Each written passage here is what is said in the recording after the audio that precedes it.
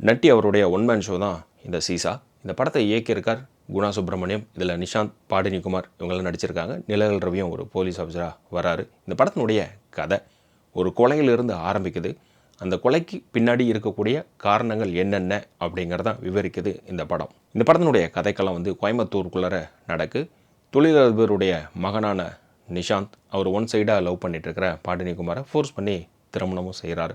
ஒரு கட்டத்தில் இவர் ஒரு மன நோயாளி அப்படிங்கிறது தெரிய வருது. அதன் பின் நடக்கக்கூடிய பிரச்சனைகள் என்ன, இந்த பெண் எப்படி இறக்குறாங்க பாடினிகுமார், இவங்கள சுற்றி தான் கதை அப்படிங்கிறது போயிட்டுருக்கோம். அவங்க வீட்டுக்குள்ளார வாட்ச்மேன் ஒருத்தர் இறந்த நிலையில் இருப்பார். அங்கேருந்து கதை விரிய ஆரம்பிக்கிறப்ப ஒவ்வொரு ட்விஸ்ட்டுகளாக வெளிவர ஆரம்பிக்கும். நிஷாந்த் எப்படி மனநோயாளியாக ஆனார், பாடினிகுமார் எதனால் இறந்தாங்க, இந்த கொலைக்கு பின்னாடி இருக்கக்கூடிய காரணம் என்ன, இது இவங்க பண்ணியிருப்பாங்களா அப்படின்ட்டு ஸ்க்ரீன் பிளேக்குள்ளே கடைசி வரைக்கும் குற்றவாளியை கண்டுபிடிக்காத மாதிரி நகர்த்திட்டு போயிருக்கிறது நல்லா இருந்தது இந்த படத்தில். இந்த படத்தில் இன்னொரு புது விஷயம் என்னன்னா, இறந்த உடலை எப்படி பதப்படுத்துறது, என்ன மாதிரியான ப்ராசஸ் எல்லாம் பண்ணுவாங்க அப்படிங்கிறத காட்டியிருப்பாங்க.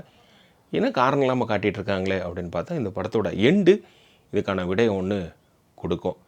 ஸோ இது ஒரு போலீஸ் இன்வெஸ்டிகேஷன் ட்ராமா மூவி தான் இருந்தாலும் படத்துக்கான ஒரு லுக் அப்படிங்கிறது மிஸ் ஆகிடுச்சு அப்படின்னு தான் சொல்ல முடியும்.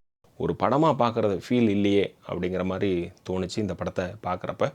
மற்றபடி இந்த படம் ஒரு நீட்டான ஒரு ஸ்க்ரீன் ப்ளே இன்வெஸ்டிகேஷன் நல்லாவே பண்ணியிருக்காங்க இந்த படத்தில். ஸோ இந்த படத்தை பற்றியான கமெண்ட்டை ரிவ்யூவில் சொல்லுங்கள்.